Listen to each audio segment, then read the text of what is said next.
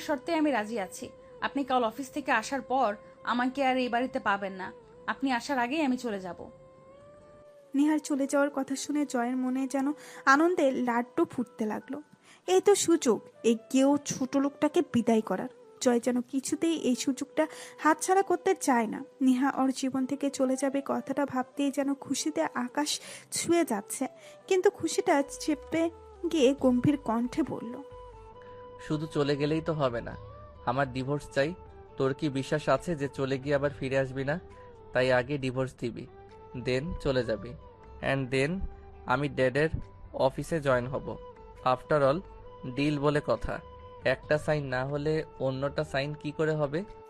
নিহা তাচ্ছিল্য হাসলো। তাচ্ছিল্যের হাসিটা মুখে বজায় রেখেই বলল, ভয় পাবেন না, আমি যাওয়ার কিছুদিনের মধ্যেই ডিভোর্স পেপার পাঠিয়ে দেব, সাথে সাইনটাও করে দেব। পারলে কালকেই ডিভোর্স পেপারে সাইন করে দিতাম, কিন্তু একদিনের মধ্যে তো আর ডিভোর্স পেপার রেডি করা যায় না। বাবা চাইছেন কাল সকালে নাস্তার টেবিলে যেন আপনি ওনাকে ওনার বিজনেস দেখাশোনা করার কথাটা বলেন। আর আমার মনে হয় আপনি ওনার ইচ্ছেটাকে পায়ে ঠেলে দিবেন না। ওকে, তাহলে ডিল ফাইনাল। নিহা তাচ্ছিল্য হেসে ওয়াশরুমে চলে গেল। জয়ও একরাশ খুশি নিয়ে বিছানায় ধপ্পাস করে শুয়ে পড়ল। অ্যাটলিস্ট এই গেও ছোট লোকটাকে ওর জীবন থেকে দূর করতে পারবে কাল। পরদিন সকালে সবাই ডাইনিংয়ে বসে ব্রেকফাস্ট করছিল। এমন সময় হঠাৎ জয় গলা খাকুড়ি দিয়ে বলে উঠল। অ্যাকচুয়ালি ড্যাড, তোমাকে একটা কথা বলার ছিল। জয়ের কথা শুনে সাথে সাথে নিহা চমকে জয়ের দিকে তাকালো। তার মানে জয় সত্যি সত্যি অফিসে জয়েন করবে? নিহা অধীর আগ্রহ নিয়ে জয়ের দিকে তাকিয়ে রইল জয় কি বলবে তা শোনার জন্য।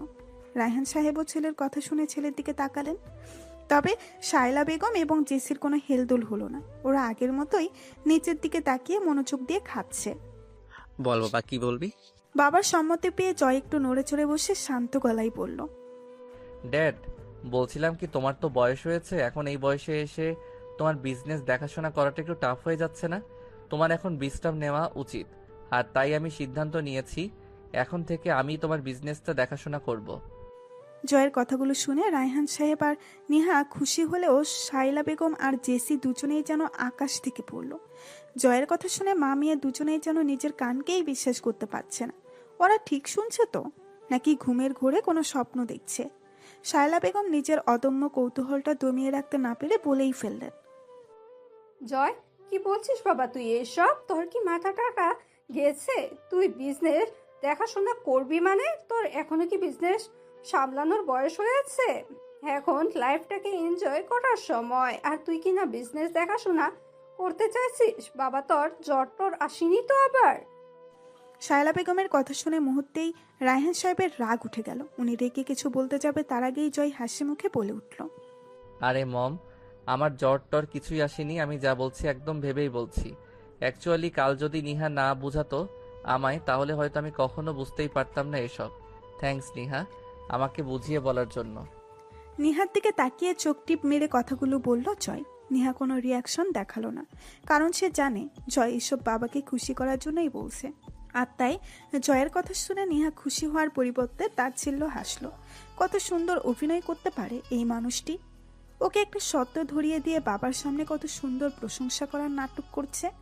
রায়হান সাহেব ছেলের প্রতি খুশি হলেন, কারণ ওনার ছেলে ওনারই পছন্দ করা মেয়েটাকে অনেক ভালোবাসে। রায়হান সাহেবের মনে যেন একরাশ ভালো লাগা ছুঁয়ে গেল। রায়হান সাহেব খুশি হলেও খুশি হতে পারলেন না শায়লা বেগম। শায়লা বেগম রাগে কটমট করতে করতে রুমে চলে গেলেন, সাথে জেসিও উঠে চলে গেল মায়ের পেছন পেছন। জয় এটা দেখে বাঁকা হাসলো। আর বুঝতে দেরি হলো না মম কেন উঠে চলে গিয়েছে। জয় হাসি মুখে রায়হান সাহেবের দিকে তাকিয়ে নরম গলায় বলল, ড্যাড, আমি একটু মমের সাথে কথা বলে আসছি। মম হয়তো রাগ করেছে আমার সাথে, তুই তো জানোই মম কেমন। আসছি, হ্যাঁ। ওকে। জয় বাবার কথার প্রত্যুত্তরে সৌজন্যসূচক হাসি দিয়ে উপরে চলে গেল, অর্থাৎ মায়ের রুমে চলে গেল। রায়হান সাহেবের মুখে দীপ্তি হাসি টেনে নিহার দিকে তাকালেন। নিহা তখনও ডাইনিং এর পাশে দাঁড়িয়ে জয়ের যাওয়ার দিকে তাকিয়েছিল। রায়হান সাহেব হাস্য উজ্জ্বল কণ্ঠে বললেন, নেহা। নিহা দ্রুত চোখ সরিয়ে শ্বশুরের দিকে দৃষ্টি রাখলো। মুখে হাসি টেনে বিনীত কণ্ঠে বলল, জি বাবা, বলুন। জানিস মা, আজ আমি অনেক খুশি। অবশেষে জয়ে আমার বিজনেসটার দায়িত্ব নিতে চললো। আর এসব সম্ভব হয়েছে একমাত্র তোর জন্য। তোকে ধন্যবাদ দিব না, কারণ বাবা হয়ে মেয়েকে ধন্যবাদ দেওয়াটা বেমানান। তুই বরং বল যে তুই আমার কাছ থেকে কি চাস। না বাবা, আমার কিচ্ছু লাগবে না। আপনি বরং আমার জন্য বেশি বেশি দোয়া করিয়েন। আপনার দোয়াই আমার সব। আমার কিচ্ছু চাই না। আপনি খুশি হয়েছেন সেটাই অনেক আমার জন্য। আরে মা, দোয়া তো আমি সবসময় করি, কিন্তু কিছু দেওয়ার সুযোগ তো বারবার আসে না। তাই আজ আমি তোকে কিছু দিতে চাইছি। বল কি চাস তুই। বললাম তো বাবা, আমার কিচ্ছু লাগবে না। আমার সব আছে। আপনি শুধু দোয়া করলেই হবে। আমি সত্যই অনেক ভাগ্যবান রেমা যে তোর মতন একটা মেয়ে পেয়েছি। তোর জন্য আজ আমার ছেলেটা বদলালো। তোর এই ঋণ আমি কখনোই শোধ করতে পারবো না মা, কোনোদিন শোধ করতে পারবো না। মম, এখনো কি রাগ করে আছো আমার উপর? তোমাকে তো সব বললাম এখন কেন আমি ড্যাডের বিজনেসে জয়েন হচ্ছি। আই থিঙ্ক আমার মতো তোমারও খুশি হওয়া উচিত। হ্যাঁ মম, ভাইয়া একদম ঠিক সিদ্ধান্ত নিয়েছে। আমার তো খুশিতে নাচতে ইচ্ছে করতেছে। অবশেষে কেউ ছোট লোকটা আমাদের বাড়ি থেকে বিদায় হবে। উফ, শান্তি। জয় মাকে রুমে এসে সব বলার পরেও যখন মায়ের মুখে হাসি ফুটলো না, তখন জেসি কথাগুলো বলল। তো এই ভাই বোনের কথা শুনে শায়লা বেগম ক্ষীণ কণ্ঠস্বরে বলল, সত্যি চলে যাবে ওই ছোট লোকটা, নাকি টপ মেরেছে তোকে? মম, ওকে এতদিনে আমার এইটুকু চেনা হয়ে গেছে যে ও কথার খেলাপ করবে না। আমার বিশ্বাসও যেটা বলছে সেটা রাখবে। ছেলের কথা শুনে মুহূর্তেই শায়লা বেগমের মেঘে ঢাকা মুখটা খুশিতে ঝলমল হয়ে গেল। হেসে ছেলের কাঁধে হাত রেখে বললেন, গ্রেট বাবা, এই না হলে আমার ছেলে। তুই একদম ঠিক সিদ্ধান্ত নিয়েছিস বাবা। আমি তোর সিদ্ধান্তে অনেক বেশি খুশি হয়েছি। এখন যা, তোর জন্য নিচে তোর বাবা বসে আছে। তুই তো এখনো রেডি হসনি, তাড়াতাড়ি রুমে গিয়ে রেডি হয়ে নে। আর হ্যাঁ, ওই ছোট লোকটাকে আরো একবার ওর দেওয়া কথাটা মনে করিয়ে দিবি যাওয়ার আগে। আমি তো আজ সবাইকে ট্রিট দিব খুশিতে। জেসি, রেডি হয়ে নে, আমরা বের হবো। জয় কিছু না বলেই মুস্কি হেসে মায়ের রুম থেকে বেরিয়ে আসলো। ড্রয়িং রুমে আসতেই রায়হান সাহেব বলে উঠলেন, কথা হয়েছে মা ছেলের? হ্যাঁ ড্যাড, তুমি 5 মিনিট বসো, আমি রেডি হয়ে আসছি। আচ্ছা, তাড়াতাড়ি আসিস। আফটার অল আজ তোকে সব বুঝিয়ে দিতে হবে তো আমার। আজ তোকে সব বুঝিয়ে দিয়ে কাল থেকে আমি বাড়িতেই থাকবো। গো ফার্স্ট। নেহামা, তুইও যা, ওর কিছু প্রয়োজন হতে পারে। নেহার অবাক করা প্রশ্ন শুনে রায়হান সাহেব হেসে বললেন। হ্যাঁ জামা। নেহাও আর কোনো উপায় না পেয়ে অগত্য জয়ের পেছন পেছন রুমে গেল। নেহা কি করবে বুঝতে পারছে না, তাই রুমে এসে এক জায়গায় দাঁড়িয়ে রইল। জয় অফিসের জন্য নর্মাল ড্রেস পাল্টে ফর্মাল ড্রেস পরে নিল। তারপর আয়নার সামনে দাঁড়িয়ে মাথাটা আশ্রে নিয়ে গলার টাইটা বাঁধতে বাঁধতে নেহার দিকে না তাকিয়েই বলল, কাল কি ডিল হয়েছে মনে আছে তো? নেহা এতক্ষণ ধরে জয়ের দিকে তাকিয়ে জয়ের রেডি হওয়াগুলোই দেখছিল। আসলে জয়কে ফর্মাল ড্রেস আপে এত বেশি সুন্দর লাগছিল যে নেহা সব ভুলে গিয়ে এক দৃষ্টিতে জয়ের দিকে তাকিয়েছিল। আর এতটাই মুগ্ধ হয়ে অন্যমনস্কভাবে তাকিয়েছিল যে জয়ের প্রশ্নটা যেন ওর কানে পৌঁছালোই না। জয় নেহার কোনো উত্তর না পেয়ে গলার টাইটা ঠিক করতে করতে পেছন ঘুরে তাকালো। নেহা তখনও ওর দিকেই তাকিয়ে আছে। জয় কয়েক সেকেন্ড হিয়ার দিকে তাকিয়ে থেকে গলা খাকুড়ি দিয়ে বলল, হ্যাঁ হ্যাঁ, এই যে ম্যাম শুনছেন? জয় কথাটা একটু জোরে বলাতেই নিহাত চমকে উঠল, সাথে সাথে আমতা আমতা করে বলে উঠল, জি বলুন, কিছু বলছিলেন? বলছিলাম যে কাল রাতে কি ডিল হয়েছিল মনে আছে? মুহূর্তেই নেহার বুকটা ধুক করে উঠল। ও তো এতক্ষণ ভুলেই গিয়েছিল যে মানুষটার দিকে সে মুগ্ধ হয়ে তাকিয়েছিল এত সময় ধরে সেই মানুষটা আদৌ ওর নয়। সে তো তাকে বিদায় করতে চায়। মানুষটার ভালোবাসা যে সে কখনোই পাবে না, নিজেকে ঠতষ্ট করে নেহা জবাব দিল, মনে আছে। গুড, তাহলে মনে থাকে যেন। চাইলে এখন থেকে গোছগাছ শুরু করে দিতে পারিস, আমি আসছি। আর হ্যাঁ, গুড বাই। বলেই জয় হেসে রুম থেকে বেরিয়ে গেল। আর নেহা স্তব্ধ হয়ে ঠিক আগের জায়গায় দাঁড়িয়ে রইল। একরাশ শূন্যতা যেন নেহাকে চারপাশ থেকে ঘিরে ধরল। নেহা দিক বেদিক শূন্য হয়ে ধপাস করে খাটে গিয়ে বসে পড়ল। তারপর নিজে নিজেই বিড়বিড় করে আওড়াতে লাগলো, আচ্ছা, আমি কি এমন ভুল করেছিলাম যে আমাকে ভালোবাসা যায় না? কি এমন অন্যায় করেছি যে এই 1 বছরেও ওনার মনে আমার জন্য ভালোবাসা সৃষ্টি করতে পারলাম না? ভেবেছিলাম হয়তো আস্তে আস্তে সব ঠিক হয়ে যাবে। মনে করেছিলাম একদিন না একদিন আমাকে ঠিক বুঝবে, ভালোবাসবে। কিন্তু আমি ভুল ছিলাম। আমি পারলাম না ওনার মনে আমার জন্য ভালোবাসা তৈরি করতে। পারলাম না ওনার মনে আমার জন্য একটু জায়গা করে নিতে। আসলেই আমি ব্যর্থ। উনি একদম ঠিক বলেছেন, আমি আসলেই ওনার লাইফে থাকার কোনো যোগ্যতা নেই। যে মেয়ে 1 বছরও স্বামীর মন জয় করতে পারে না, তার আসলে স্বামীর ঘরে থাকাটাই মানায় না। আমি চলে যাব, অনেক দূরে চলে যাব, আর কখনো আর জীবনে ফিরে আসবো না। কথাগুলো বলতে বলতে নিজের অজান্তেই চোখের কোণ বেয়ে দুফোঁটা জল গড়িয়ে পড়ল নিহার।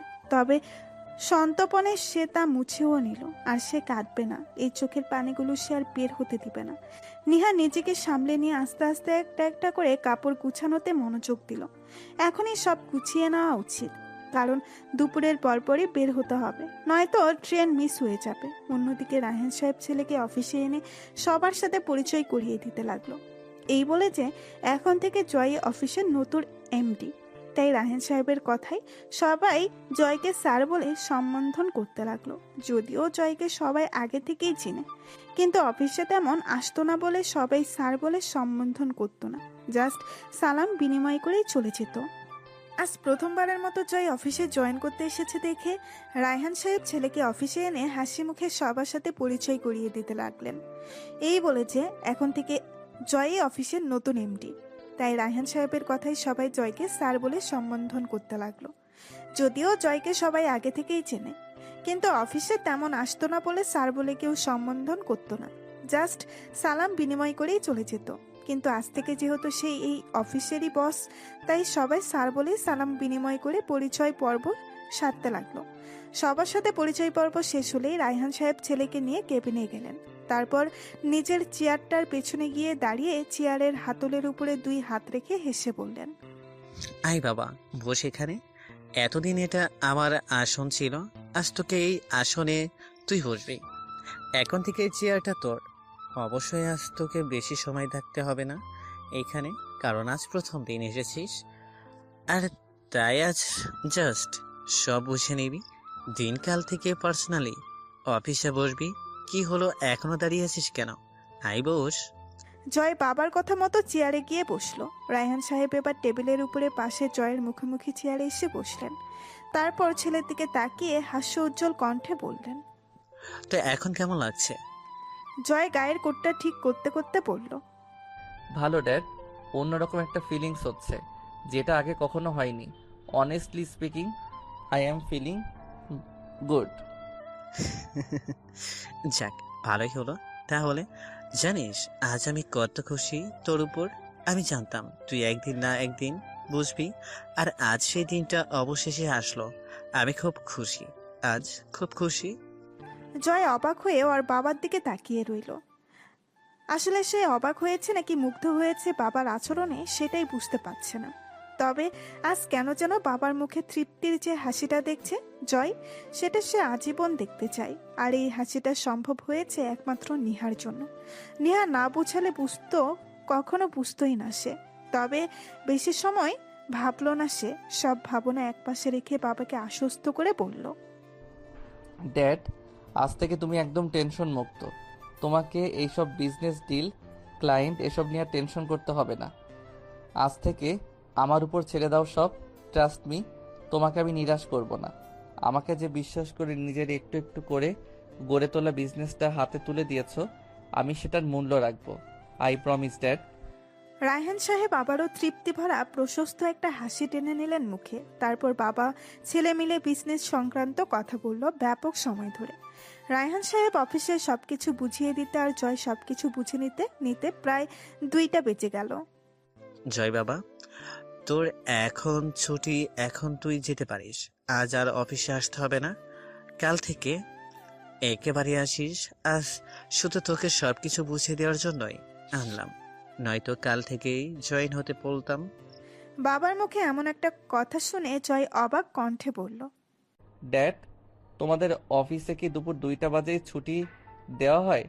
আরে তা হতে যাবে কেন? তাহলে তুমি বলছো যে আমার এখন ছুটি? আরে পাগল ছেলে, এটা তো আমি তোর জন্য বললাম। তুই আজ প্রথম দিন অফিসে জয়েন করলি, তাই তো আমি ছুটি দিয়ে দিলাম। আমি চাই আজ তুই তোর বন্ধু বান্ধবদের সাথে কিছু সময় কাটা, কারণ বিজনেসে ঢুকলে তখন তো তোর আর তেমন সময় পাবি না। তখন ওরা বললেও তুই সময় বের করতে পারবি না। অ্যান্ড ডিটেলস ওয়াই আজ আমি নিজ থেকে তোকে সুযোগ দিচ্ছি।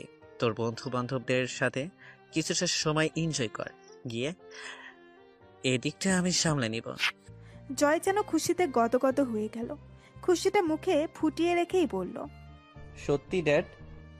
নিয়ামা, জয় খুশি হয়ে বাবাকে হালকা জড়িয়ে ধরে আসছে বলে বের হয়ে গেল। রায়হান সাহেব ছেলের কাণ্ড দেখে মুচকি হাসলেন। জয় অফিস থেকে বেরিয়ে গাড়িতে এসে বসেই খুশি হয়ে মীরাকে কল দিল, কারণ আজ বাকি সময়টুকু সে মীরার সাথেই কাটাতে চায়। কিন্তু দুর্ভাগ্যবশত বার কয়েক কল দিয়েও কোনো লাভ হলো না। মীরার ফোনে প্রতিবারই রিং হয়ে কেটে যাচ্ছে। অন্য সময় হলে জয় হয়তো রাগ করতো, কিন্তু আজ কেন যেন রাগ হলো না, বরং হাসি মুখে ফোনটা পকেটে ঢুকিয়ে গাড়ি স্টার্ট দিয়ে নিজে নিজেই বলল। এখন আর কল দিব না, একেবারে ওর বাসায় গিয়ে ওকে চমকে দিব। আমি জানি আমাকে এই মুহূর্তে ওর বাসায় দেখলে যতটা না খুশি হবে, তার চেয়েও দ্বিগুণ খুশি হবে ওই নিহার চলে যাওয়া শুনলে। হয়তো খুশিতে আমাকে জড়িয়েও ধরবে। পাগলিটা বরাবরই ইমোশনাল। আমি আসছি মীরা, তোমার জন্য গুড নিউজ নিয়ে আসছি। মিনিট 20 মধ্যেই জয়ের গাড়ি এসে থামলো মীরার ফ্ল্যাটের সামনে। 5 তলা বিশিষ্ট ফ্ল্যাটের 3য় তলায় মীরা একাই থাকে। চাকরির সুবাদে ওকে এখানে একাই থাকতে হয়। পরিবারের সবাই বাড়িতেই থাকে, যদিও জয় মীরাকে অনেকবার বলেছিল যেন ফ্যামিলিকে এখানে নিয়ে আসে। এমন ঢাকা শহরে একটা ফ্ল্যাটে একা একটা মেয়ে থাকা খুবই রিস্ক, কিন্তু মীরা বরাবরই জয়ের কথাকে অগ্রাহ্য করে গিয়েছে। মীরার একটাই কথা, সে একা থাকতে পারবে, আর কিচ্ছু করতে পারবে না কেউ। তাই জয়ও আর কিছু বলে না। তবে জয় খুব কমই এখানে আসে। ওরা বেশিরভাগ বিভিন্ন ক্লাব, হোটেল, ডিস্কো পার্টি এসবেই দেখা করে। আজ খুশির ডোজটা একটু বেশি হওয়ায় জয় সোজা বাসায় চলে এসেছে, কারণ মীরার অফিস দুপুর 12টায় ছুটি হয়ে যায়, আর বাকিটার সময় সে রুমে বসেই কাটায়। তবে রুমে একেবারে বসে থাকে তাও কিন্তু নয়। জয়কে বলেছিল একবার অবসর সময়ে নাকি সে আউটসোর্সিং করে, তাই তো এত দামে ফ্ল্যাটে থাকার জন্য টাকার অভাব পড়ে না। জয় লিফটে করে সোজা 3rd ফ্লোরে চলে আসলো। তারপর মীরা রুমের সামনে দাঁড়িয়ে দরজায় চাপড় দেওয়ার জন্য হাত দিতেই দরজাটা হালকা খুলে গেল। তার মানে দরজা আনলক। জয় একটু অবাক হলো।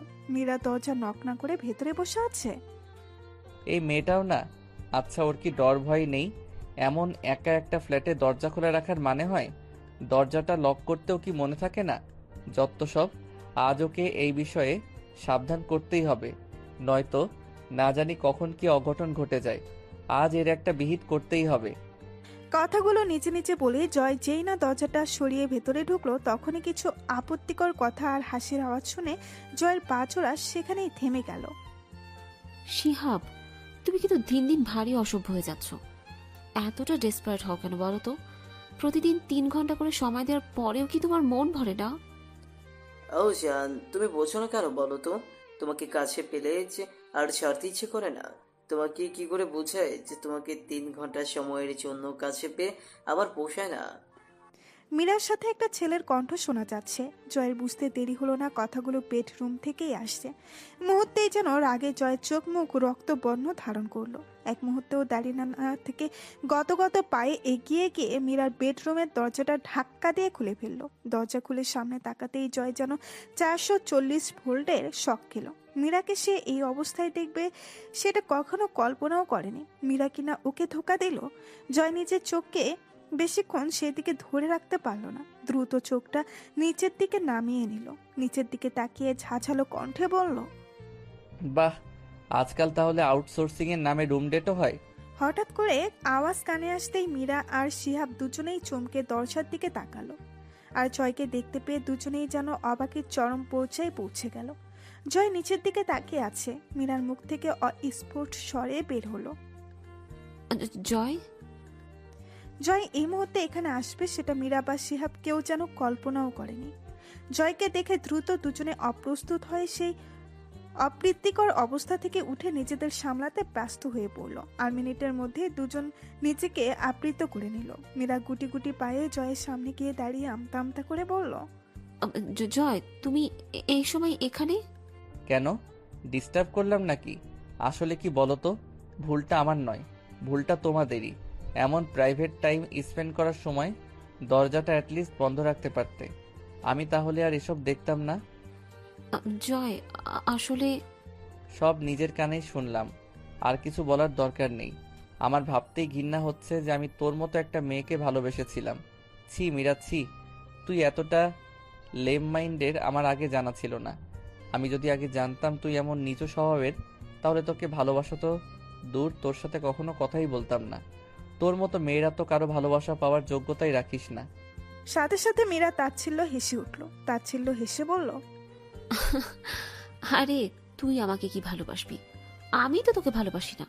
তোর মতো ছেলেকে কে ভালোবাসবে? হ্যাঁ, তোকে তো প্লে বয় বললেও ভুল হবে না। তোর তো একটা দিয়ে হয় না, তোর ঘরে একজন লাগে, আবার বাইরে একজন লাগে। তুই তো হেভি মাল রে। তুই কি মনে করেছিস তোর সাথে দেখা করি, কথা বলি, পার্টি ক্লাব এসবে যাই বলে তোকে আমি ভালোবাসি? তাহলে বলবো তুই ভুল ভাবছিস, কারণ আমি নিহার মতো অতটাও বোকা নয় যে নিজের স্বামীকে অন্য কারো হাতে তুলে দিব। আমি অতটাও মহৎ নয়। আমি তো জাস্ট তোর সম্পত্তির জন্য তোর সাথে ভালোবাসার অভিনয় করতাম।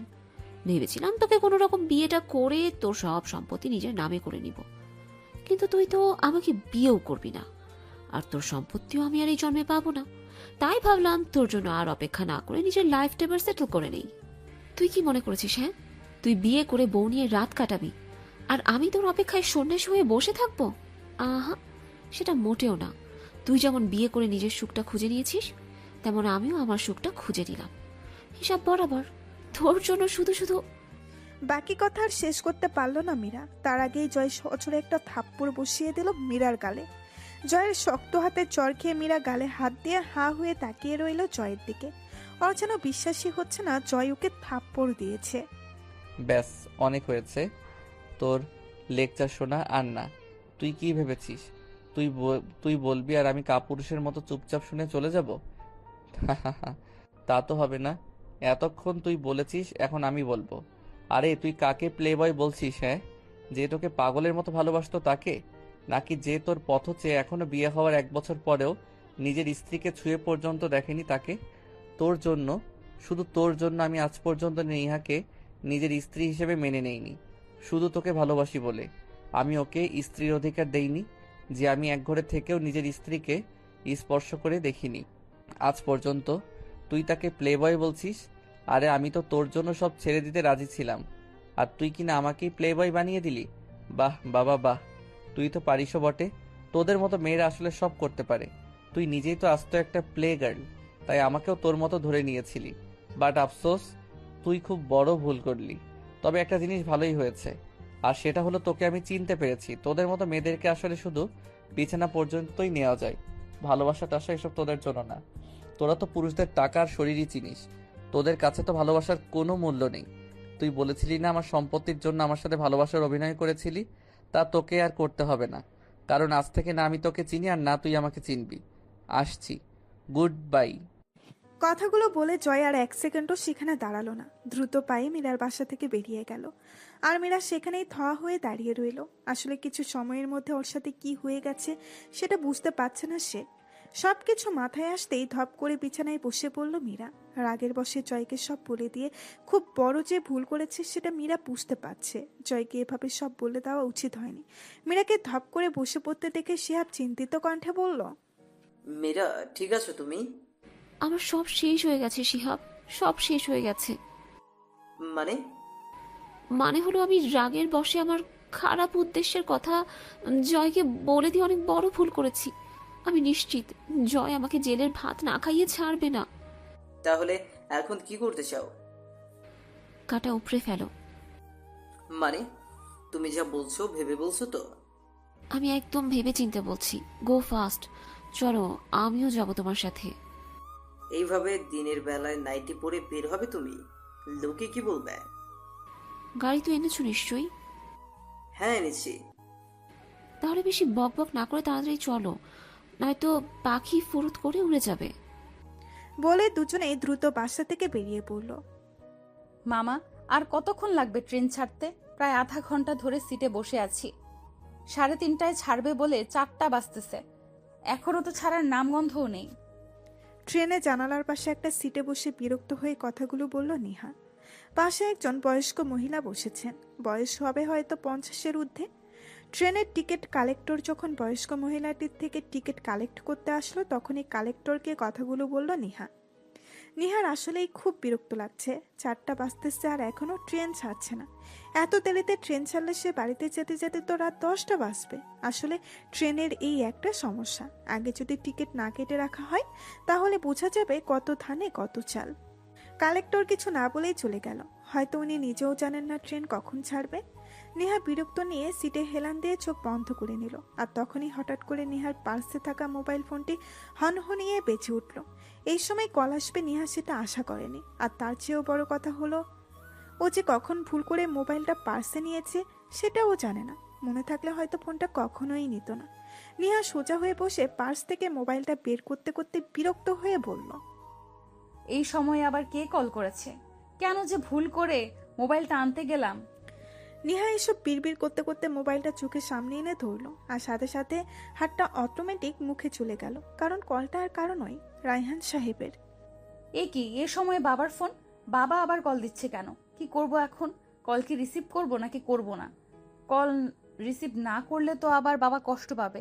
আর তাছাড়া জরুরি কোনো প্রয়োজনেও তো কল দিতে পারে। কথাগুলো নিজের মনে আওড়াতে আওড়াতে এর মধ্যেই 2বার রিং হয়ে কেটে গেল। 3য়বার রিং হতে নেহা চিন্তিত হয়ে গেল। আচ্ছা, কলটা কি রিসিভ করা উচিত? এতবার কল দেওয়ার নিশ্চয়ই কোনো কারণ আছে, নয়তো বাবা তো কখনো এতটা কল একসাথে দেয় না। না, কলটা রিসিভ করেই ফেলি, যদি বিশেষ কোনো কারণে কল করে থাকে। নেহা এসব ভেবে ফোনটা রিসিভ করে কানের কাছে ধরল। নেহা কিছু বলে ওঠার আগেই ওপাশ থেকে কান্না মিশ্রিত কণ্ঠে ভেসে আসলো, তোরা এখন এই সিটি হসপিটালে চলে আয়। জয় অ্যাক্সিডেন্ট করেছে। শাইলা আর জেসিকাকেও বল। আমি ওদেরকে কল দিচ্ছি কিন্তু পাচ্ছি না, তাড়াতাড়ি আয় মা। এতটুকু বলেই রায়হান সাহেব কলটা কেটে দিলেন। নেহা কিছু বলার সুযোগ পর্যন্ত পেল না। নেহার যেন মুহূর্তেই পায়ের নিচ থেকে মাটি সরে গেল। আর এক মুহূর্তেও সিটে বসে না থেকে দিক বেদিক শূন্য হয়ে দৌড়ে ট্রেন থেকে নেমে পড়ল সে। ভেতরে যে ওর লাগেজ ফেলে এসেছে সেটা যেন খেয়ালই নেই। ওর মনে এখন শুধু একটাই চিন্তা, আর সেটা হলো ওর হসপিটালে পৌঁছাতে হবে যে করেই হোক। নিহার এমন পাগলের মতো দৌড়ে বের হওয়া দেখে সবাই হা করে তাকিয়ে আছে ওর দিকে, কিন্তু নিহার সেদিকে কোনো খেয়াল নেই। কোনো মতে দৌড়ে গিয়ে একটা সিএনজি ধরে উঠে বসলো নিহা। উদ্দেশ্য তার সিটি হসপিটাল। চিন্তায় যেন মাথা ফেটে যাচ্ছে। ড্রাইভারকে বারবার তাড়া দিচ্ছে গাড়ি স্পিডে চালানোর জন্য, কিন্তু পথ যেন শেষই হচ্ছে না। মামা একটু আস্তে চালান না। ড্রাইভার সামনের লুকিং গ্লাস দিয়ে নিহাকে একবার ভালো করে দেখে নিয়ে গাড়ির স্পিড আরও একটু বাড়িয়ে দিল। ড্রাইভারও হয়তো নিহার অস্থিরতা বুঝতে পেরেছে। প্রায় আধা ঘন্টা পর নিহা সিএনজি এসে থামলো হসপিটালের সামনে। সিএনজিটা ভাড়াটা কোনো মতে বুঝিয়ে তাড়াহুড়া করে ফাঁকা মস্তিষ্ক নিয়ে দৌড় দিল হসপিটালের দিকে। হয়তো জায়গাটা হসপিটাল হওয়ায় নিহার দৌড়ে যাওয়ার দিকে কারো কোনো খেয়াল নেই, কারণ এখানে সবাই নিজেদের চিন্তা নিয়ে ব্যস্ত। অন্য কারোর দিকে তাকানোর সময় কোথায়? নেহা রিসিপশন লিস্টের কাছে এসে কোনো মতে হাঁপাতে হাঁপাতে তাড়াহুড়া কণ্ঠে জিজ্ঞেস করলো, এক্সকিউজ মি মিস, মিস্টার জয় মাহমুদের কেবিন কোন রুমে জানাবেন প্লিজ? রিসেপশন লিস্ট সৌজন্য সূচক হাসি দিয়ে একটা ফাইল দেখে বিনীত কণ্ঠে বলল,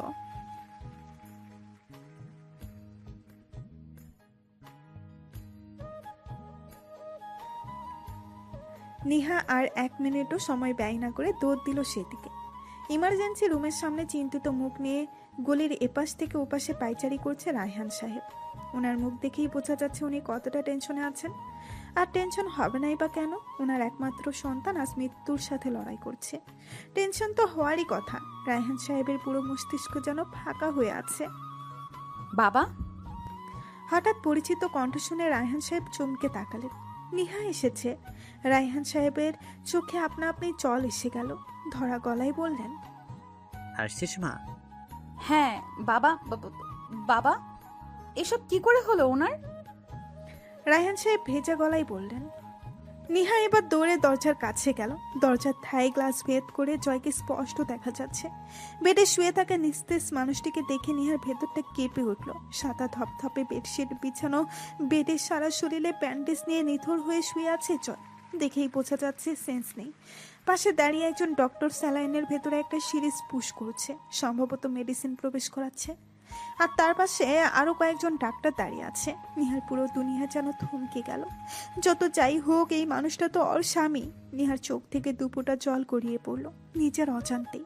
নিহা মনে মনে শুধু একটা দোয়াই করছে, মানুষটির যেন কিছু না হয়, আল্লাহ যেন জয়কে তাড়াতাড়ি ভালো করে দেয়। নিহা যেন আর দাঁড়িয়ে থাকতে পারল না সেখানে। হাতের উল্টো পিঠ দিয়ে চোখে জল মুছে নিয়ে ফাঁকা মস্তিষ্ক নিয়ে সেখানে রাখা একটা টুলে গিয়ে ধপ করে বসে পড়ল।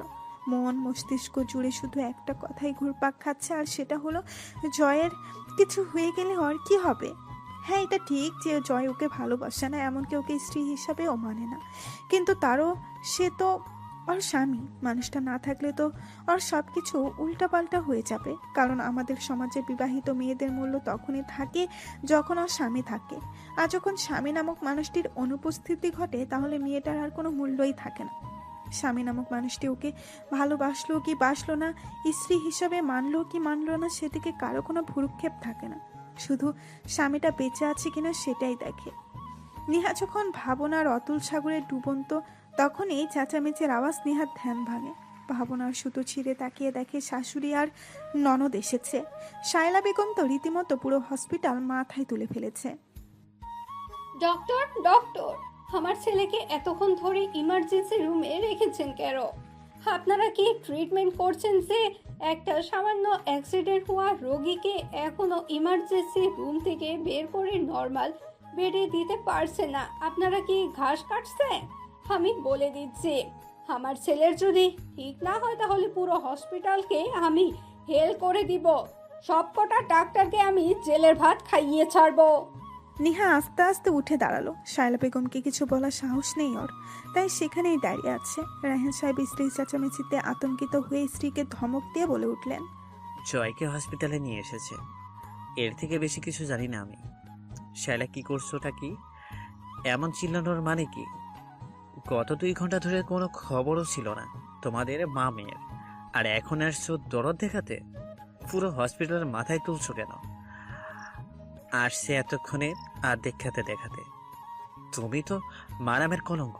ছেলের বিপদে যাকে ফোন করেও পাওয়া যায় না, সে আসছে ডাক্তারের হসপিটালের বিচার করতে। ড্যাড, মমকে বকো না। আসলে আমি আমার আর মমের ফোনটা সাইলেন্ট করে রেখেছিলাম, তাই বুঝতে পারিনি। মেয়ের কথায় রায়হান সাহেব আরো রেগে গেলেন। রেগে গিয়ে বললেন, চুপ করো ইডিয়েট। তোকে আমার মেয়ে বলতে লজ্জা হচ্ছে। হয়েছিস তো আজ তো মায়ের মতো, যেমন মা তার তেমন মেয়ে। অকর্মর ঠেকি কোথাকার। 1000বার কল দিয়েও পাওয়া যায় না, আরও আসছে বড় মুখ করে বলতে মোবাইলটা সাইলেন্ট ছিল। এইটা বলো না যে কল রিসিভ করার সময় হয়নি। তোদের থেকে তো নেহা অনেক ভালো, ওর কাছে অন্তত আমার সকলের মূল্য আছে। কল দেওয়ার সাথে সাথে ছুটে এসেছে, আর তোদের কাছে তো আমার কলের কোনো মূল্য নেই। রায়হান সাহেবের কথা শুনে শায়লা বেগম আর জেসি দুজনেই অবাক হয়ে একে অপরের দিকে তাকালো। ওদের মনে একটাই প্রশ্ন, নিহা এসেছে মানে? নিহার তো চলে যাওয়ার কথা ছিল, তাহলে কি ও যায়নি? দুজনেই অবাক হয়ে পাশে তাকাতেই নিহাকে দেখে মা মেয়ে দুজনের মাথায় বাস পড়ল। সত্যি এই ছোট লোকটা গেল না? তবে এখন কিছু বলা যাবে না, কারণ এখন রায়হান সাহেব আছে। সময় হলে ওর বিষয়টা দেখা যাবে। শায়লা বেগম নিহার দিক থেকে চোখ সরিয়ে আবারও স্বামীর দিকে তাকালেন, তারপর রাগী কণ্ঠে বললেন, তোমার মাথা কি ঠিক আছে? তুমি ওই গেও ছোট লোকটার সাথে আমাদের কম্পেয়ার করছো? How funny! তোমার মন মানসিকতা এখনো কি গ্রামে রয়ে গেল, তাই না? যত সব। শাইলা, তোমরা আসলে এখনো মানুষ হতে পারলে না। আমার ছেলেটা মৃত্যুর সাথে লড়াই করছে, আর তুমি আছো কম্পেয়ার নিয়ে। সত্যই তোমরা পারো বটে। হসপিটালে এসেও এমন কথা বলতে শুধু তোমাদের মতো মানুষেরাই পারে। এক্সকিউজ মি, তুমি হয়তো ভুলে যাচ্ছ আমার ছেলে আজ এই অবস্থার জন্য শুধু ওই গেও ছোট লোকটার কারণে। তোমার সকল মেয়ের জন্য কিন্তু আজ আমার ছেলের এমন অবস্থা। আমি কিন্তু বলে দিচ্ছি, যদি আমার ছেলের কিছু হয় ওকে আমি কিন্তু ছাড়বো না। রায়হান সাহেব আর শায়লা বেগম যখন নিজেদের কথা কাটাকাটি নিয়ে ব্যস্ত, তখনই এমার্জেন্সি রুমের ভেতর থেকে ডাক্তার বেরিয়ে আসলো। ডাক্তারকে বেরিয়ে আসতে দেখে রায়হান সাহেব আর শায়লা বেগম নিজেদের তর্ক থামিয়ে ডাক্তারের সামনে গিয়ে দাঁড়ালো। সাথে নিহা আর জেসিও গেল। রায়হান সাহেব বিনীত কণ্ঠে ডক্টর জয়, বললেন, জয় কেমন আছে এখন? আমরা কি ওর সাথে দেখা করতে পারবো একবার? আমার ছেলেটা ঠিক হয়ে যাবে তো? এখন কি অবস্থা ওর? রায়হান সাহেবের অস্থিরতা হয়তো ডাক্তার বুঝতে পেরেছেন, তাই তো রায়হান সাহেবের কাঁধে হালকা করে হাত রেখে চোখে চোখ রাখলেন, তারপর নরম গলায় বললেন, দেখুন রায়হান সাহেব, আমি জানি আপনি আপনার ছেলের জন্য চিন্তিত, কিন্তু সবকিছু তো আর ডাক্তারদের হাতে থাকে না, তাই না? উপরওয়ালা বলেও তো কেউ একজন আছে যার হুকুম চির নির্ধারিত। মানে কি বলতে চান আপনি? দেখুন, আপনার ছেলে অনেক গুরুতর ইনজুর হয়েছে। ওনার মাথাটা ভারী কোনো বস্তুর সাথে বাড়ি খাওয়ায় মাথার ইন্টারনাল ইনজুর না হলেও বেশ রক্তক্ষরণ হয়েছে, যার ফলে এখনও ওনার সেন্স আসেনি। তবে আমরা ইঞ্জেকশন দিয়েছি সেন্স আসার। কিন্তু কিন্তু কি ডক্টর? আসলে আমরা আপনাদের আশা দিতে পারছি না ওনার সেন্স আসা নিয়ে, কারণ ওনার মাথার আঘাতটা এত জোরে লেগেছে যে মাথায় প্রচুর ব্লিডিং হয়েছে, যার ফলে ওনার সেন্স আসা না আসা নিয়ে ডাউট আছে। যদি 24 ঘন্টার মধ্যে সেন্স না আসে তাহলে আমাদের হাতে কিছু করার থাকবে না, সবটাই এখন উপরওয়ালার হাতে। ডাক্তারের কথা শুনে রায়হান সাহেব সহ উপস্থিত সবাই যেন এক মুহূর্তের জন্য হতভম্ব হয়ে গেল। সবার মাথায় যেন আকাশ ভেঙে পড়ল। না, এটা কিছুতেই হতে পারে না। শাইলা বেগম যেন ছেলের অবস্থার কথা শুনে পাকরুদ্ধ হয়ে গেলেন। উনি যেমনই হোক, ছেলেটা যে ওনার কলিজার টুকরো সেটার কোনো সন্দেহ নেই। উনি ভাবতেও পারেনি এমন একটা দিন দেখতে হবে। উনি যত রাগী আর বদমেজাজি হোক, ওনার ছেলে মেয়ে দুটোই যেন ওনার আলাদা একটা পৃথিবী। আর সেই ছেলেরই এমন কিছু হবে শায়লা বেগম সেটা স্বপ্নেও ভাবেনি। আর নিহা, সে তো ঠায় দাঁড়িয়ে আছে, হয়তো অতিরিক্ত শোকে পাথর হয়ে গেছে। শায়লা বেগম যেন চুপ থাকতে পারলেন না আর চাচালো কণ্ঠে ডাক্তারকে বলে উঠলেন, ডক্টর, কি বলছেন কি আপনি? আপনি জানেন আপনি কি বলছেন? আপনারা কেমন ডাক্তার, হ্যাঁ? যে একটা সামান্য অ্যাক্সিডেন্টের রোগীকে বাঁচাতে পারবেন না বলছেন? শুনুন, আমার ছেলেকে তাড়াতাড়ি সুস্থ করে তুলুন। যত টাকা লাগে আমি দিব, তবু আমার ছেলেকে সুস্থ চাই। আর যদি আমার ছেলের কিছু হয় তাহলে পুরো হাসপাতাল আমি হেল করে দিব, আর আপনাদের সবাইকে জেলের ভাত খাওয়াবো। Mind it. দেখুন ম্যাম, আমাদের তো এই ক্ষেত্রে কিছু করার নেই, তাই না? সব কিছু তো আর টাকা দিয়ে হয় না। টাকা দিয়ে যদি সব হতো তাহলে মানুষ টাকা দিয়ে আগে নিজের হায়াতটা বাড়িয়ে নিত, যাতে মরতে না হয়। আরেকটা কথা, আপনি যেটাকে একটা সামান্য অ্যাক্সিডেন্ট বলছেন সেটা কিন্তু একদম সামান্য নয়। ওনার মাথার আরেকটা পর্দা ফাটলেই কিন্তু ওনাকে বাঁচানো যেত না। ওনাকে বাঁচানো যেত না। তার মানে বুঝতেই পারছেন আঘাতটা কেমন লেগেছে। ওনার সেন্স ফেরা আর নেয়া ফেরা সব উপরওয়ালার হাতে। সৃষ্টিকর্তাকে স্মরণ করুন যেন উনি আপনার ছেলেকে সুস্থ করে দেন। তবে আরেকটা কথা, ওনার সেন্স ফিরলেও ওনার শরীরের বিভিন্ন অংশ মারাত্মকভাবে আঘাতপ্রাপ্ত হওয়ায়, বিশেষ করে ডান হাত আর ডান পাতে বেশি আঘাত লাগায় উনি বেঁচে থেকেও মৃতপ্রায় হয়ে থাকবেন। মানে রায়হান সাহেবের কণ্ঠে উদ্বিগ্নতা। মানে হলো উনি সুস্থ হলেও কখনো হাঁটতে পারবেন কিনা সেটা নিশ্চিত না। ওনার পা দুটো মারাত্মকভাবে ইনজুর হওয়ায় উনি কখনো হাঁটতে পারবেন কিনা সেটা আমরা নিশ্চিতভাবে বলতে পারছি না। সব সময় শুয়ে বসেই কাটাতে হবে। তবে আল্লাহ চাইলে তো অসম্ভবও সম্ভব হয়। তাই আমরা পুরোপুরি কোনো কিছু নিশ্চিতভাবে বলতে পারছি না, কারণ আল্লাহ চাইলে উনি সুস্থ হতেও পারেন। তবে আমরা কোনো গ্যারান্টি দিতে পারছি না, কারণ আমাদের ডাক্তারি নলেজ থেকে যেটুকু বুঝতে পারলাম তার দ্বারা মনে হচ্ছে উনি আজীবন এভাবেই থাকবেন। বিছানায় শুয়ে থেকেই কাটাতে হবে।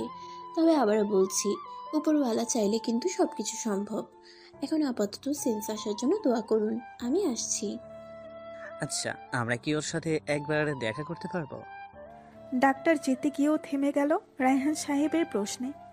হতাশার হাসি এসে বলল, উনি এখন সেন্সলেস, আর এই মুহূর্তে ভিতরে কেউ অ্যালাউ নয়।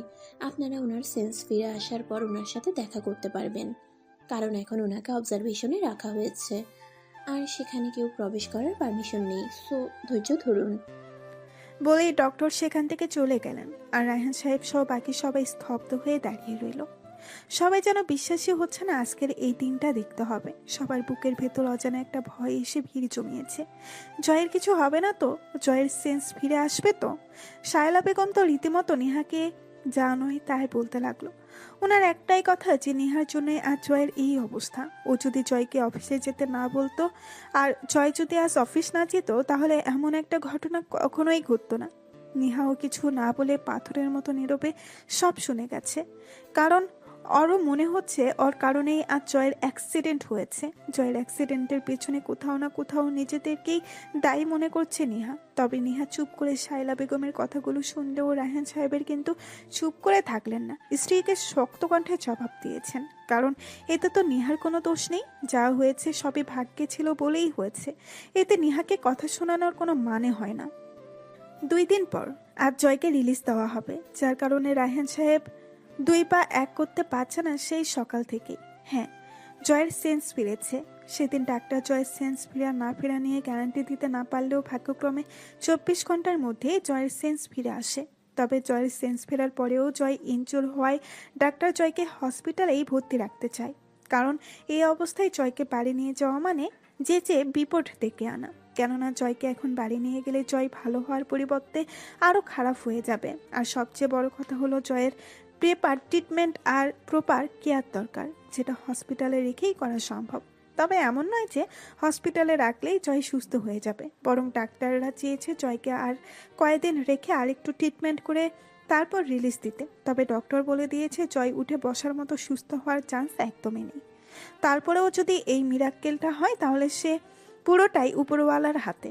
ডক্টরের কথায় রায়হান সাহেব আর শায়লা বেগম রাজি হয়ে জয়কে আরও কিছুদিন হসপিটালে রাখতে চাইলেও নিহা আপত্তি করল। নিহার একটাই কথা, সে জয়কে বাড়ি নিয়ে যাবে, প্রয়োজনে সে জয়কে দেখাশোনা করবে, তবুও কিছুতেই সে জয়কে হসপিটালে রাখবে না। কারণ জয় হসপিটালে থাকলে সুস্থ হওয়ার বদলে আরও বেশি অসুস্থ হয়ে যাবে। হসপিটালে রাখাটা শুধু ট্রিটমেন্টের নাম করে টাকা খাওয়ার জন্য, কাজের কাজ কিছুই হবে না। এখানে থাকলে না কোনো ট্রিটমেন্ট করবে আর না কোনো ভালো দেখাশোনা করবে। তাই নিহার একটাই কথা, সে জয়কে বাড়ি নিয়ে যাবে। অবশ্য ডাক্তাররা সবাই নিহার কথায় আপত্তি করেছিল, কিন্তু নিহা বলেছে যদি জয়কে রিলিজ না দেয় তাহলে পুরো হসপিটালের নামে কেস করবে। তাই নিহা জোরাজুরিতেই ডক্টররা সবাই রাজি হয়েছে জয়কে রিলিজ দিতে। রায়হান সাহেবও নিহার কথায় খুশি হয়ে জয়কে রিলিজ করিয়ে নেওয়ার সম্পূর্ণ ব্যবস্থা করে ফেললেন। জয়কে বাড়িতে নিয়ে যাওয়ার কথাটা শুনে রায়হান সাহেব যেন খুশিতে আধখানা। নিহা বরাবরই রায়হান সাহেবের পছন্দের কাজটিই করে, আর এই জন্যই নিহাকে রায়হান সাহেব এত ভালোবাসেন।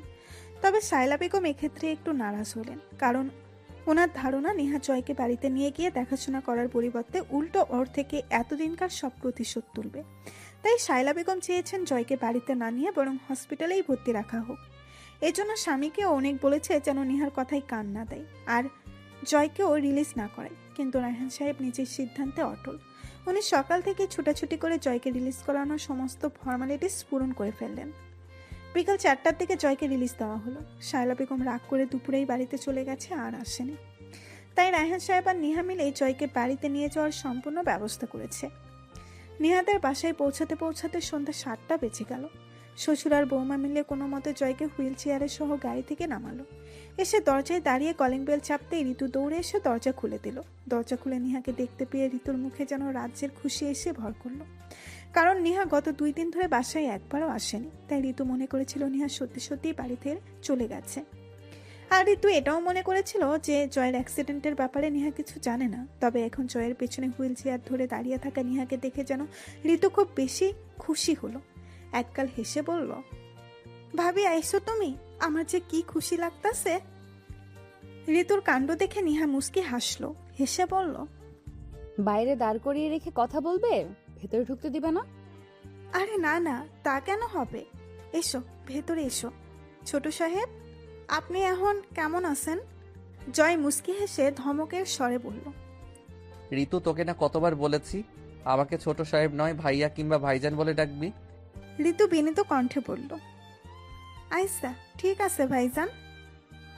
রায়হান সাহেব ওদের কাণ্ড দেখে মুস্কি হেসে ভেতরে ঢুকে গেলেন। নিহা ও জয়কে নিয়ে ভেতরে প্রবেশ করলো। শায়লা বেগম আর জিসি জয়ের আসার খবর পেয়ে দুজনেই ড্রয়িং রুমে আসলো, তবে তেমন কোনো প্রতিক্রিয়া দেখালো না। জয়া কোনো কথা বলল না, কারণ সে মায়ের রাগ করার কারণটা জানে। মা বলেছিল বাবা নিয়ে যেতে চাইলেও যেন জয় বাড়িতে যেতে রাজি না হয়, কিন্তু জয় করলো তার উল্টো। রায়হান সাহেব ছেলেকে বাড়িতে যাবে নাকি এখানে অ্যাডমিট থাকবে জিজ্ঞেস করতেই জয় খুশি হয়ে বলেছিল সে বাড়িতে চলে যাবে, মরলে বাড়িতে গিয়েই মরবে। তাই শায়লা বেগম ছেলের প্রতি একটু নারাজ, কারণ এই প্রথম ছেলে ওনার মতের বিরুদ্ধে কথা বলেছে। কিন্তু উনি তো আর জয়ের সিচুয়েশনটা বুঝতে পারছেন না। কোনো মানুষই চায় না হসপিটালের বেডে দিনের পর দিন শুয়ে থাকতে, সে যত অসুস্থ রুগীই হোক। সবাই চায় মরলেও যেন নিজের ঘরেই মরে। তবুও হসপিটাল নামক জায়গাটিতে কেউ থাকতে চায় না। নেহা জয়কে নিয়ে রুমে যেতে নিলেও আবার থেমে গেল, কারণ জয়কে তো সিঁড়ি বেয়ে উপরে নিয়ে যাওয়া সম্ভব না। হুইল চেয়ারটা সিঁড়ি বেয়ে তুলবে কি করে? নেহা কিছু একটা ভেবে শ্বশুরের দিকে তাকালো। রায়হান সাহেব তখন সোফাতেই বসা ছিলেন। আসলে ক্লান্ত লাগায় এসেই ধপ করে সোফাতে বসে পড়েছেন, গায়ের কোটটা পর্যন্ত খোলেননি। নেহা নরম গলায় বলল, বাবা, ওনাকে তো এই অবস্থায় উপরে তোলা সম্ভব না। বলছিলাম যে উনি যে কয়দিন সুস্থ হয়ে হাঁটতে না পারে সেই কয়দিন গেস্ট রুমে রাখি। পাগলি, এইটা আবার বিজনেস করার কি আছে? যেখানে সুবিধা লাগে সেখানে থাক, শুধু আমার ছেলেটার যেন কোনো রকম অসুবিধা না হয় মা। আমি জানি জয়ের সুস্থ হয়ে হাঁটতে পারার কথাটা ভাবো ভুল, কিন্তু বাবা হিসেবে তো আশা রাখতেই পারে। তোর উপর আমার পূর্ণ ভরসা আছে। এখন আমার শেষ ভরসাটা তুই। প্লিজ মা, আমার ভরসাটা ভেঙে দিস না। আপনি একদম নিশ্চিন্তে থাকুন বাবা, দেখবেন সব ঠিক হয়ে যাবে। তাই যেন হয় মা, তাই যেন হয়। কিন্তু আমার তো অন্য রুমে ঘুম হয় না। আমার রুম ছাড়া অন্য কোনো রুমে আমার ভালো লাগে না। জয়ের কথা শুনে নেহা এক নজর জয়ের দিকে তাকিয়ে ঋতুকে ডাক দিল। ঋতুর সাথে সাথেই দৌড়ে আসলো। কও ভাবি, কিছু কি লাগবো? না, আমার কিছু লাগবে না। তুমি শুধু কষ্ট করে তোমার ভাইজানকে এক কাপ চা করে খাওয়াও, আমি ততক্ষণে আসছি। নিহাও আর সময় ব্যয় না করে দ্রুত পায়ে সিঁড়ি বেয়ে উপরে উঠে গেল। আর জয় হুইল চেয়ারে বসে থেকে নিহার যাওয়ার দিকে তাকিয়ে রইল। গত 2 দিন ধরে ওর প্রতি নিহার কেয়ারিং দেখে বোঝার উপায় নেই জয় ওর প্রতি এত অত্যাচার করত। নিহা উপরে চলে যেতেই শায়লা বেগম ঝাঁঝালো কণ্ঠে বলে উঠলেন, জয়, এখন তুইও তোর বাবার মতো নিহাকে সাপোর্ট করছিস?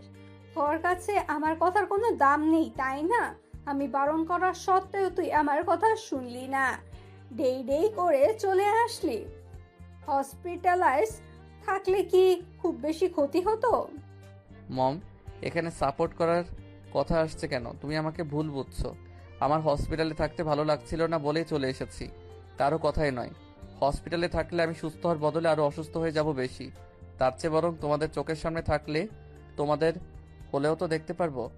আর তাছাড়া ডাক্তাররা তো নিশ্চিত হয়ে বলতে পারছে না যে আমি হসপিটালে থাকলে সুস্থ হব কিনা। যেখানে সুস্থ হওয়ার চান্স নেই সেখানে হসপিটালে থেকে কি করব মম? রায়হান সাহেব কিছুই বলছেন না, কারণ মা ছেলের কথার মধ্যে উনি বাম হাতটা ঢুকাতে চান না। তাই চুপচাপ উঠে রুমে চলে গেলেন। শায়লা বেগম জয়ের কথায় সন্তুষ্ট হতে পারলেন না, তাই স্বামীর অনুপস্থিতি পেয়ে আবারও রাগী কণ্ঠে বললেন, তোর যা ইচ্ছে তুই তাই কর, আমি আর কিচ্ছুটিই বলবো না। যখন দেখবি ওই ছোট লোকটা তোর থেকে এতদিনকার সব প্রতিশোধ নিচ্ছে, তখন বুঝবি আমি কেন কথাগুলো বলছিলাম।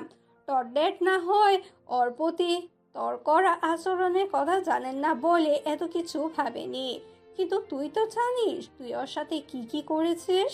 তারপরেও তোর একবারও মনে হলো না মেয়েটা তোর থেকে প্রতিশোধ নিতে পারে? আর একবার এটা ভেবে দেখলাম, ও তো তোকে চলে যাবে বলেছিল, তাহলে গেল না কেন? নিশ্চয় তোর থেকে প্রতিশোধ নিবে বলে। মম, তুমি এসব নিয়ে ভেবো না। ওকে আমার এতদিনে এতটুকু চেনা হয়ে গেছে যে ও এমন কিছুই করবে না। আমার ভালো না করুক, অন্তত আমার ক্ষতি করবে না। আর তারপরও যদি ও আমার থেকে প্রতিশোধ নিতে আমার কোনো ক্ষতি করে, তাহলে ভাববো এটাই আমার প্রাপ্য ছিল। জয়, তুই কিন্তু ভুলে যাচ্ছিস ওই ছোট লোকটার জন্যই কিন্তু তোর আজ এই অবস্থা। ওর কারণেই তোর অ্যাক্সিডেন্টটা হয়েছিল। না মম, ওর জন্য কিছু হয়নি। সবই আমার কর্মের ফল, আমার পাপের প্রায়শ্চিত্ত এটা। আমি এটাই ডিজার্ভ করি মম। আমি যা করেছি ওর সাথে তা হয়তো আল্লাহ তাআলা সইতে পারেনি, তাই তো এমন একটা শাস্তি দিল আমায়। শায়লা বেগম ছেলের কথা শুনে কেন যেন সন্তুষ্ট হতে পারলেন না। উনি ভাবতেও পারেননি জয় এমন কিছু বলবে। উনি ভেবেছিলেন জয় ওর অ্যাক্সিডেন্টের জন্য নিহাকে দোষারোপ করবে, কিন্তু হলো তার উল্টোটা। তাই উনি আর দাঁড়িয়ে থাকতে পারলেন না সেখানে। গত পায়ে সিঁড়ি বেয়ে উপরে উঠে গেলেন। জয় লম্বা একটা দীর্ঘশ্বাস ছেড়ে মায়ে যাওয়ার দিকে তাকিয়ে রইল, কারণ ওর কিছুই বলার নেই। ভাইজান, আপনার চা। জয় চোখ সরিয়ে ঋতুর দিকে তাকালো, তারপর ঋতুর হাত থেকে চায়ের কাপটা নিয়ে চুমুক দিতে লাগলো। তবে চায়ের কাপটা বাম হাতেই নিয়েছে, কারণ ডান হাতটা তো গলায় ঝুলানো। অর্থাৎ ডান হাতের হাড় ভেঙে যাওয়ায় জয়ের ডান হাতটা আপাতত কোনো কাজ করতে পারবে না, এমনকি খেতে হলেও বাম হাতেই খেতে হবে। তাই চায়ের কাপটাও বাম হাতেই ধরেছে। জয় চা খেতে খেতে খেয়াল করলো নেহা ওদের রুমের সব জিনিসপত্র গেস্ট রুমে নিয়ে রাখছে। জয় বেশ অবাক হলো, নেহা এভাবে রুমের সব জিনিসপত্র নিচে নামাচ্ছে কেন? প্রায় আধা ঘন্টা ধরে ছোটাছুটি করার পর নেহা এবার জয়ের কাছে আসলো। কিছু না বলেই জয়কে ধরে গেস্ট রুমে নিয়ে গেল। জয় তো গেস্ট রুমে ঢুকেই অবাক, কারণ গেস্ট রুমটাকে এখন আর গেস্ট রুম মনে হচ্ছে না, মনে হচ্ছে এটাই জয়ের রুম। জয় অবাক হয়ে চারপাশে দেখতে লাগলো। নেহা ওর রুমের সবকিছু এখানে নিয়ে এসেছে, আর প্রত্যেকটা জিনিসকে সেইভাবেই সেট করেছে যেভাবে ওই রুমে ছিল। জয় অবাক চাহনিটা বজায় রেখে এই ঘাড় ঘুরিয়ে নেহার দিকে তাকালো। জয় কিছু বলতে যাবে তার আগেই মুস্কি হেসে নেহা বলল, পছন্দ হয়েছে আপনার? আপনি না বলেছিলেন আপনার রুম ছাড়া অন্য রুমে ভালো লাগে না, তাই হুবহু আপনার রুমের মতো বানিয়ে দিলাম। এখন নিশ্চয়ই প্রবলেম হবে না। তারপরও যদি ভালো না লাগে একটু কষ্ট করে মানিয়ে নেবেন। আসলে এ ছাড়া তো আর কোনো উপায় নেই, তাই আর কি। ইটস ওকে, সমস্যা নেই। নেহা মুস্কি হেসে জয়কে বিছানার কাছে নিয়ে গেল। তারপর শ্বশুরকে ডেকে জয়কে কোনো রকমের দুজনে ধরে বিছানায় বসালো। যদিও নেহা একাই ধরে বিছানায় তুলতে সক্ষম হতো, কিন্তু জয়ের কোনো রকম যেন অসুবিধা না হয় তার জন্য শ্বশুরকে সহ ডাকলো ধরার জন্য। রায়হান সাহেব ছেলেকে বিছানায় বসিয়ে দিয়ে কয়েকটা টুকটাক কথা বলেই চলে গেলেন। শ্বশুর চলে যেতেই নেহা জয়কে ধরে শুয়ে দিল, কারণ বেশি সময় ধরে বসে থাকা জয়ের জন্য সম্ভব না। আর এখন সে কিচেনে যাবে রান্না করতে, তার মানে রান্না করতে আসতে আসতে অনেক সময় লাগবে। আর এত সময় ধরে জয় বসে থাকতে পারবে না, কারণ জয়ের কোমরের যে ইনজুরটা হয়েছে সেটা না সারা অবধি জয় এমন শুয়ে থেকেই কাটাতে হবে। তবে একেবারে বসতে পারবে না তা কিন্তু নয়, বসতে পারবে, তবে সেটা জাস্ট কয়েক মিনিটের জন্য, বাকি সময় শুয়ে থেকেই কাটাতে হবে। নেহা জানালার পর্দাটা ভালো করে টেনে দিয়ে জয়ের দিকে তাকালো, বিনীত কণ্ঠে বলল, আপনি শুয়ে থাকেন, আমি কিচেনে যাচ্ছি। আচ্ছা, আপনার জন্য কি রান্না করব? আপনি কি খাবেন বলুন? আমার জন্য আলাদা করে কিছু রান্না করতে হবে না। সবার জন্য যেটা রান্না হবে আমার জন্য সেটা করলে চলবে। নেহা মুস্কি হেসে আচ্ছা বলে চলে যাচ্ছিল। জয় নেহা যাওয়ার দিকেই তাকিয়ে আছে। হঠাৎ নেহা দরজার কাছে গিয়ে কিছু একটা ভেবে যেন থেমে গেল। তারপর বিড়বিড় করে কিছু একটা আউড়িয়ে জয়ের কাছে ফিরে আসলো। জয় নেহার মতিগতি বুঝতে না পেরে এখনো নেহার মুখের দিকে তাকিয়ে আছে। নেহা পার্স থেকে জয়ের মোবাইলটা বের করে জয়ের হাতে দিয়ে মুস্কি হেসে বলল, এই নিন আপনার মোবাইল। তখন হসপিটাল থেকে আসার সময় আমার পার্সে যে নিয়েছিলাম দিতে ভুলে গিয়েছিলাম। জয় বাম হাতটা বাড়িয়ে মোবাইলটা হাতে নিয়ে মোবাইলের এপিট ওপিট দেখতে লাগলো। অন্যমনস্ক হয়ে বলল, আমি মোবাইল দিয়ে কি করব? না মানে আমি তো কিচেনে যাচ্ছি, আপনার হয়তো একা একা বোরিং লাগবে। আপনি বরং এক কাজ করুন, আপনি মীরা আপুর সাথে কথা বলুন। ওনার সাথে কথা বললে সময়টাও কাটবে আর ভালোও লাগবে, তখন একা একা আর বোরিং লাগবে না। আসছি আমি। বলেই নেহা রুম থেকে বেরিয়ে গেল। আর জয় অবাক হয়ে নেহা চাওয়ার দিকেই তাকিয়ে রইল। এই মেয়েটাকে যেন সে এই 3 দিনে যত দেখছে অবাকই হচ্ছে। জয় নিজ মনেই আওড়ালো, কি অদ্ভুত মেয়ে।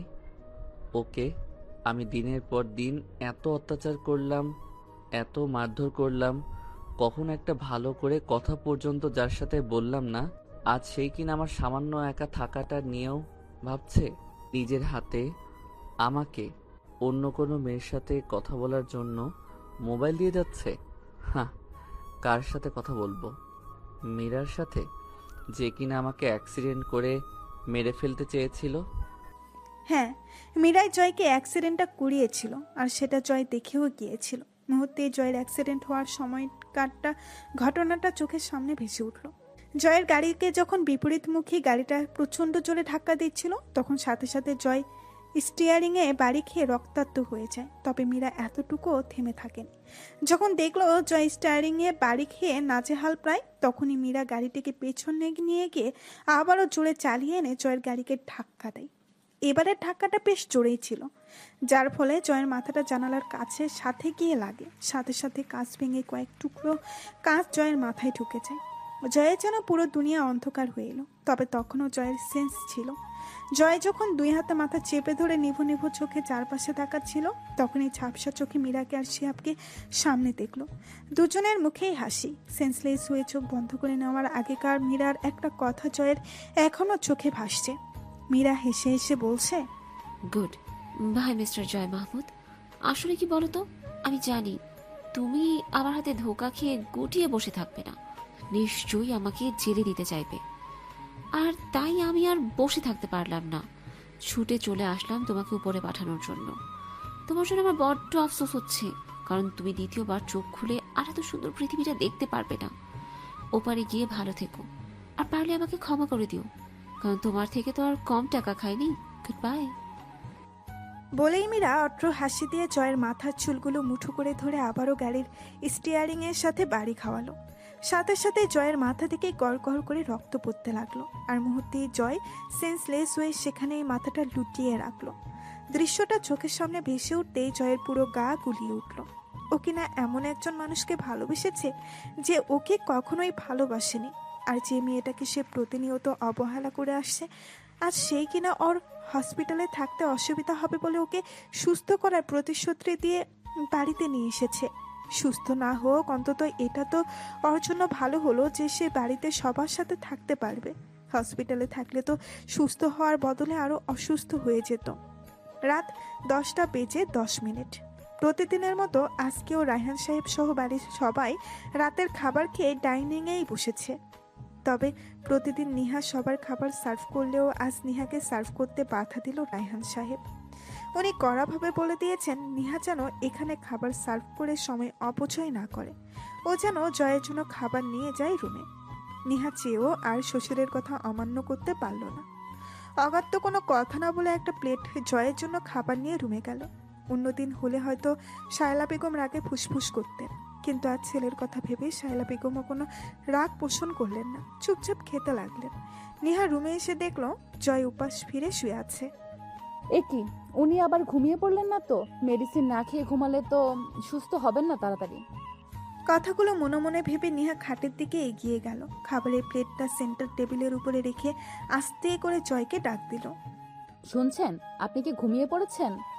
নিহার আওয়াজ শুনে জয় আস্তে আস্তে এপাশে ফিরে নিহার দিকে তাকালো।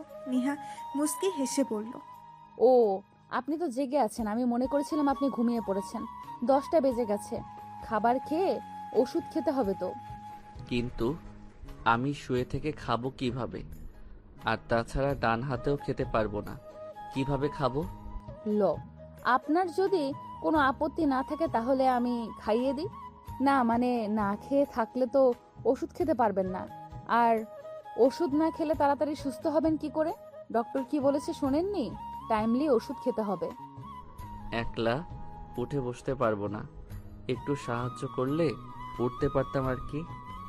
নিহা বুঝতে পারলো জয় ওর হাতে খেতে রাজি, তাই সে মুস্কি হেসে জয়ের কাছে গিয়ে জয়কে আস্তে করে ধরে খাটের কার্নিশের সাথে হেলান দিয়ে আধশোয়া করে বসিয়ে দিল। তারপর খাবারের প্লেটটি হাতে নিয়ে নিজেও জয়ের পাশে বিছানায় বসে পড়ল। জয় ওর দিকেই তাকিয়ে আছে। নিহা এবার ভাতের গ্লাস বানিয়ে জয়ের মুখের সামনে ধরল। হ্যাঁ করুন। জয়ও কোনো কথা না বলে বিনা বাক্যে ভাতের গাছটুকু মুখে পুরে নিল, কিন্তু ওর কেন যেন নিহার মুখ দেখে মনে হচ্ছে নিহাও খায়নি, তাই নরম গলায় জিজ্ঞেস করলো, তুমি খাবে না? জয়ের মুখে তুমি শুনে নিহা চমকে তাকালো জয়ের দিকে। এভাবে তাকানোর কি আছে? আমি কি ভুল কিছু বলে ফেলেছি? না, তা বলেননি, তুমি করে বলেছেন তো তাই অবাক হয়েছি। আমাকে তুমি করে বলতে হবে না, আমার জন্য দুইটাই ঠিক আছে। যেটা বলেছি তার উত্তর দাও, বেশি কথা কে বলতে বলেছে? যাব। 10টা বেজে গেছে, কখন খাবে? প্রতিদিন যখন খাই তখনই খাবো, ডাইনিং পরিষ্কার করে তারপর খাবো। জয় কিছু বলতে চেয়েও যেন আর বলতে পারল না। নিহা জয়কে খাইয়ে দিয়ে ওষুধও খাইয়ে দিয়ে খাবারের প্লেটটা নিয়ে রুম থেকে চলে গেল। জয় কয়েক সেকেন্ড নিহার চলে যাওয়ার দিকে তাকিয়ে থেকে চোখটা সরিয়ে নিল। নিহার খাবার খেয়ে রুমে আসতে আসতে প্রায় 11টার কাছাকাছি সময় লেগে গেল। মূলত নিহার দেরি হয়ে গেছে তা কিন্তু নয়, আসলে নিহা ইচ্ছে করেই এতক্ষণ রুমে আসেনি যাতে জয় মীরার সাথে নিঃসংকোচে কথা বলতে পারে। আগে হলে তো ব্যালকনিতে গিয়ে কথা বলে আসতো, কিন্তু এখন তো আর ব্যালকনিতে গিয়ে কথা বলতে পারবে না। নিহা রুমে থাকলে হয়তো জয়ের অস্বস্তি লাগতে পারে, তাই নিহা একটু দেরি করে রুমে এসেছে। আর আসার সময় জয়ের জন্য গ্রিন টি আনতেও ভুল করলো না। দরজা লাগানোর শব্দ শুনে জয় সেদিকেই তাকালো। নিহাকে এতক্ষণ পর রুমে আসতে দেখে জয় একটু অবাকই হলো। নিহা তো রুমে আসতে এতক্ষণ দেরি করে না। রুমে আসতে আজ এতক্ষণ সময় লাগলো যে? প্রতিদিন তো 10:30 বাজতেই রুমে চলে আসো, আজ দেরি করলে কেন? নেহা জয়ের প্রশ্ন শুনে থতমত খেয়ে গেল। চায়ের কাপটা জয়ের হাতে দিয়ে আমতা আমতা করে বলল, না আসলে আপনি তো প্রতিদিন এই সময় মীরা আপুর সাথে কথা বলেন, তাই ভাবলাম আমি রুমে থাকলে হয়তো আপনার প্রবলেম হবে, এই জন্য একটু দেরি করে আসলাম, যাতে আপনার কোনো অসুবিধা না হয় আর কি। কথাগুলো বলার সময় নেহা পুরোটা সময় মাথা নিচু করেই ছিল। জয় নেহার কথার পিঠে কিছু বলার জন্য খুঁজে পেল না হয়তো, তাই তো কিছু না বলে চুপচাপ কাপে চুমুক দিল। জয় চা খেতে খেতে নেহা ততক্ষণে ওয়াশরুম থেকে নিজের প্রয়োজনীয় কাজ সেরে আসলো।